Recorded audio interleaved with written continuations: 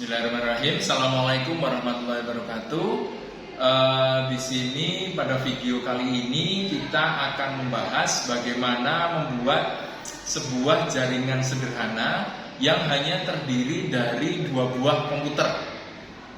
Oke, kita jaringan sederhana ini kita buat dengan sebuah topologi, dengan topologi star ya, yang biasa digunakan. Oke, nah untuk membangun sebuah jaringan itu ada beberapa hal yang kita butuhkan. Yang pertama tentu komputer itu sendiri ya, atau terminal itu sendiri. Yang kedua adalah komputer itu memiliki network interface card. Yang ketiga, karena kita dengan topologi star, makanya kita membutuhkan kabel UTP yang sudah dicolokkan tentunya. Ini kabel UTP ya, lihat oke. Kemudian yang keempat itu adalah switch. Oke. Nah ini ujung satunya dari komputer itu akan dicolok di sini. Nah ini switch hubnya terdiri dari 16 port. Nah ini bisa dilihat hanya dua komputer yang nyala. Nah kalau Windows ini memang biasa seperti ini, jadi biasa kelap-kelip terus, padahal harusnya nggak perlu sepadat ini. Nih, jadi ada 5 hal yang kita butuhkan.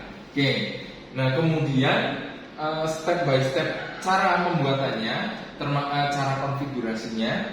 Setelah kita mendapatkan seluruh prasyarat tadi, yang pertama kita pastikan adalah komputer ada, oke, sudah nyala. Dan kemudian yang perlu kita pastikan adalah NIC-nya, seperti itu. Jadi NIC, apakah NIC pada sebuah komputer ini ada dan aktif, seperti itu. Jadi kadang ada NIC ketika dipasangkan, jadi secara fisik ada tapi dia tidak aktif, seperti itu.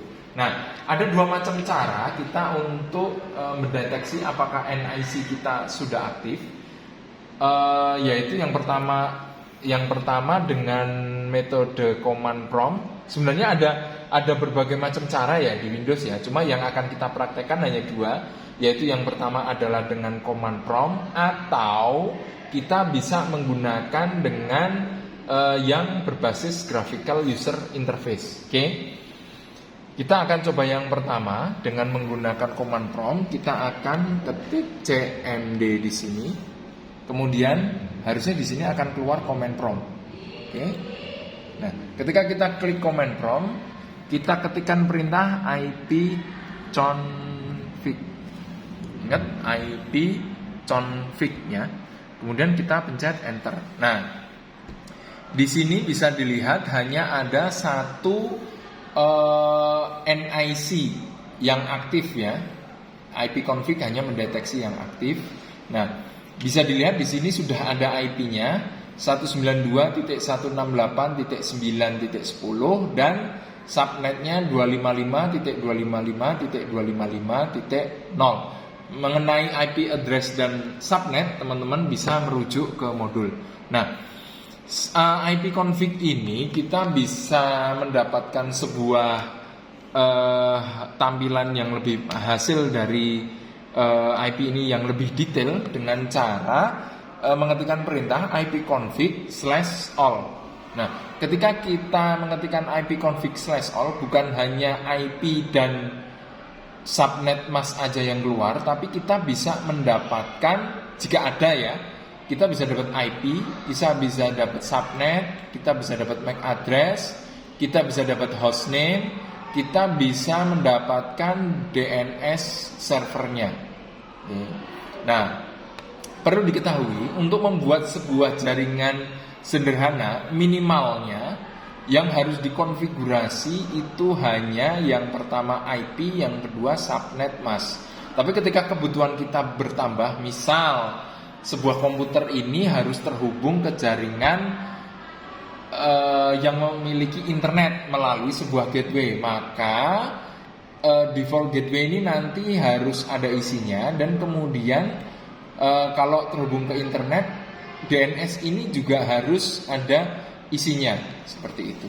Oke, setelah kita lihat bahwa NIC-nya ada dan NIC-nya aktif dan NIC-nya memiliki IP, nah step berikutnya akan kita cek apakah NIC-nya itu dia bisa menerima data dan mengirimkan data. Caranya kita dengan perintah ping ke localhost-nya atau ke 127.0.0.1 seperti itu. Kita pencet enter. Nah, kalau jawabannya reply berarti NIC sudah bagus, siap digunakan. Nah, kemudian setelah kita cek NIC bagus, tentu kita akan mengecek kabelnya gitu kan. Tentu kemudian setelah itu kita akan mengecek switchnya. Nah, kalau semua sudah oke, nah tinggal step berikutnya yaitu kita akan memberikan alamat IP kepada komputer yang akan terhubung ke jaringan. Oke. Nah, ini kita close dulu. Oke, ini kita bisa. Nah, untuk kita ngeset IP atau kita memberikan IP ke sebuah komputer bisa kita lakukan dengan ini ya, dengan apa nih pada notification area. Ini logonya macam-macam, ada yang gambar bola dunia kayak gini, ada yang gambar komputer, ada yang kalau wireless kan bentuknya seperempat kipas ya, seperempat lingkaran yang ada garis-garisnya. Nah, ini kebetulan ini tidak terhubung ke internet, cuma terhubung ke jaringan tapi tidak terhubung ke internet. Nah, ini gambar bola dunia yang ada silangnya ya. Kita klik kiri, kemudian kita pencet Network and Internet Settings. Nah, muncul tampilan ini. Kemudian kita pencet Change Adapter Option. Nah, di sini juga kelihatan sama ya. Yang aktif hanya satu NIC. Kalau ini NIC-nya kita enable-kan, ini saya klik kanan, kemudian enable. Nanti ketika kita pencet IP config, itu dia akan muncul daftarnya pada perintah IP config. Tapi karena memang ini yang aktif itu cuma satu, maka tadi di IP config yang muncul satu. Nah, akan kita klik yang Ethernet ini. Oh iya, jangan sampai kelupaan. Jadi di Windows ini sudah kelihatan ikonnya ya. Jadi kalau WiFi itu ikonnya kayak gini. Kalau kabel ikonnya kayak gini. Kalau Bluetooth ikonnya kayak gini ya. Seperti itu. Jadi kalau dari segi penamaan, kalau NIC untuk kabel biasanya namanya Ethernet atau ETH gitu ya. Kalau WiFi itu biasanya wireless kan, seperti itu. Kodenya biasanya kalau kabel tadi kan ETH, kalau WiFi biasanya EN0, EN1, EN2, kadang seperti itu penamaannya. Oke, tapi bisa kalau dari Windows bisa kita lihat ini kalau ada lambang kabelnya ya berarti kabel, kalau ini Bluetooth, kalau ini WiFi ya. Nah, tadi karena kita topologinya adalah star, makanya kita menggunakan yang bentuk kabel, terus kita klik 2 kali. Oke, muncul seperti ini. Kalau kita hanya ingin melihat IP-nya, kita bisa klik details, kemudian kita cek IP-nya. Tapi karena tujuan kita akan memberikan IP ke komputer, maka kita klik properties. Nah, di sini kita milih internet protocol. IP itu kepanjangan dari internet protocol. Kemudian kita pencet properties. Nah, pemberian IP ada 2 macam. Yang pertama secara otomatis dan yang kedua manual. Kalau otomatis jelas lebih gampang. Kita tinggal pilih otomatis. Di sini pilih otomatis. Selesai. Pencet OK, selesai. Tapi berarti itu kita membutuhkan yang namanya DHCP server ya. Karena istilahnya untuk IP otomatis itu berarti ada istilah DHCP-nya seperti itu. Dynamic Host Control Protocol ya. Jadi IP akan diberikan secara dinamis oleh sebuah server DHCP. Nah, kalau tanpa sebuah server DHCP, kita tetap bisa terhubung ke jaringan dengan memasukkan IP secara manual. Caranya kita klik use the following IP address. Nah, kita pada praktik kali ini akan memasukkan sebuah IP pada kelas C. Kita milih 192.168.9.0 misal taruh kata 200. Nah, kemudian subnetnya 255, 255, 255, 0. Seperti itu, kita pencet OK, kita pencet close, kemudian kita cek apakah IP-nya sudah berubah. Oke, 200 ya. Kita pencet close. Oke, karena ini kita membuat sebuah jaringan sederhana.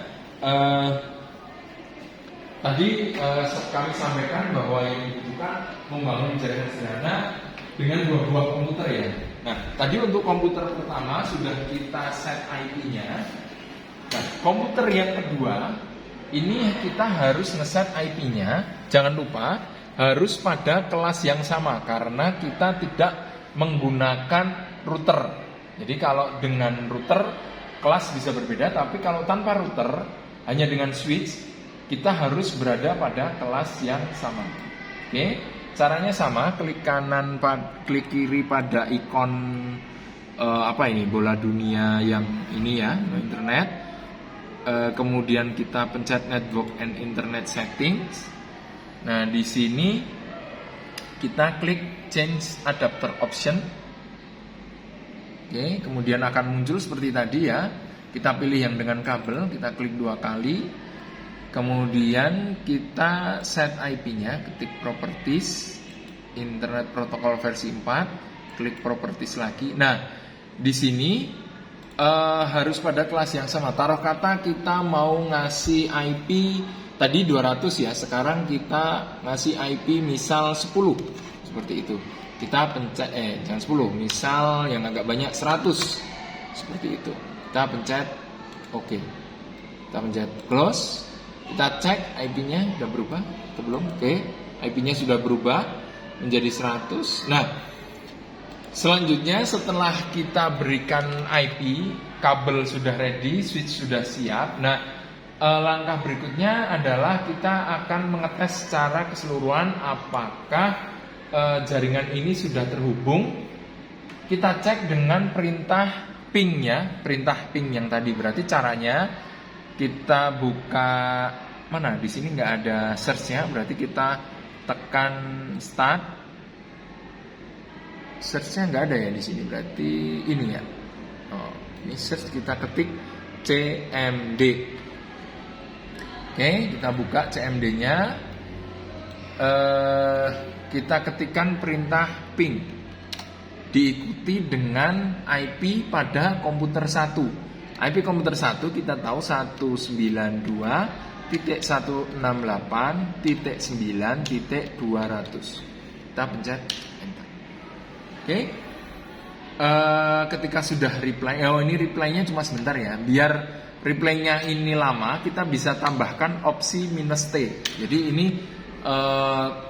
ini kan cuma 4 kali ngirim data ya. Kalau lebih dari 4 kali ini selamanya. Nah, ini kita bisa tambahkan opsi -T. Nah, ping ini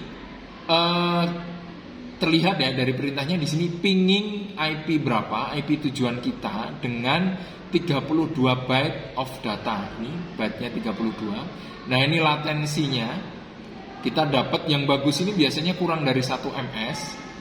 Ya, teman-teman nanti silakan bisa ngecek kalau koneksinya dengan HP dan lain sebagainya, koneksinya latensinya berapa. Nah, kemudian nih yang terakhir adalah TTL atau time to live. Masing-masing sistem operasi mempunyai nilai TTL yang berbeda. Kalau Windows versi ini punya TTL 128, tapi beda versi Windows, terkadang berbeda versi TTL. TTL ini nilainya akan berkurang setelah dia melewati router. Seperti itu. Jadi setiap kali lewat router akan berkurang.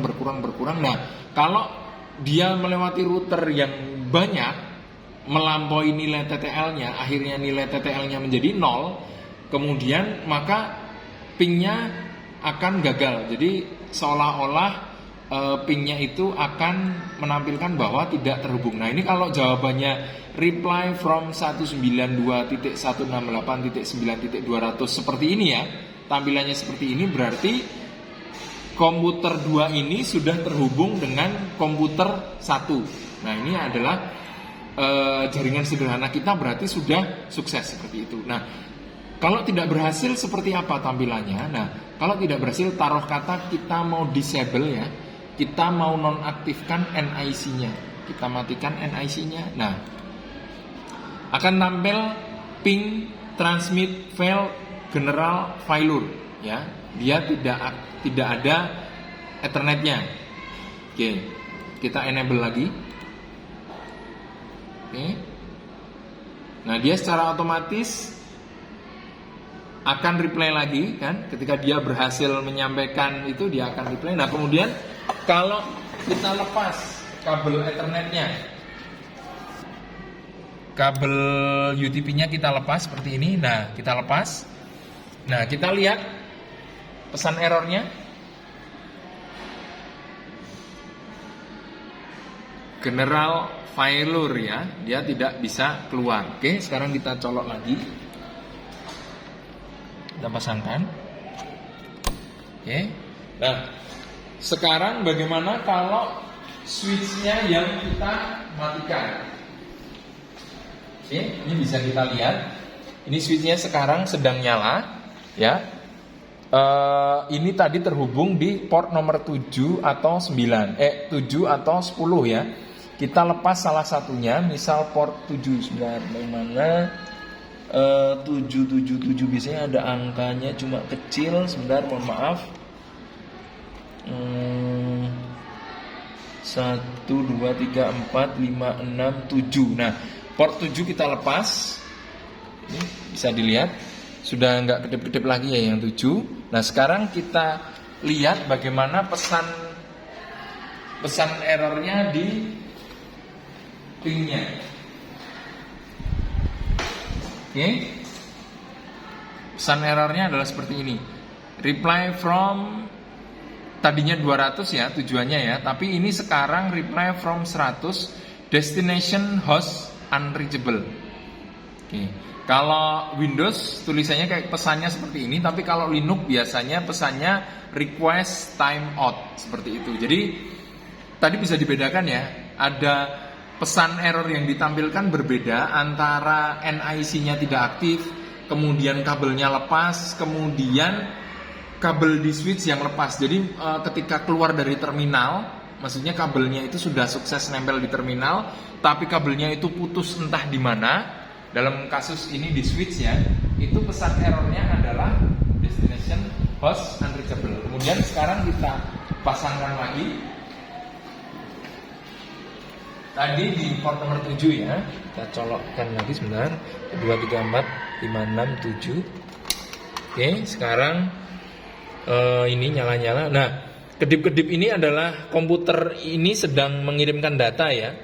Kalau Windows memang biasa seperti ini, tapi kalau komputer dengan sistem operasi yang lain, biasanya dia tidak selalu mengirimkan data. Tapi kalau Windows memang seperti itu, dia selalu menyimpan data ke jaringan.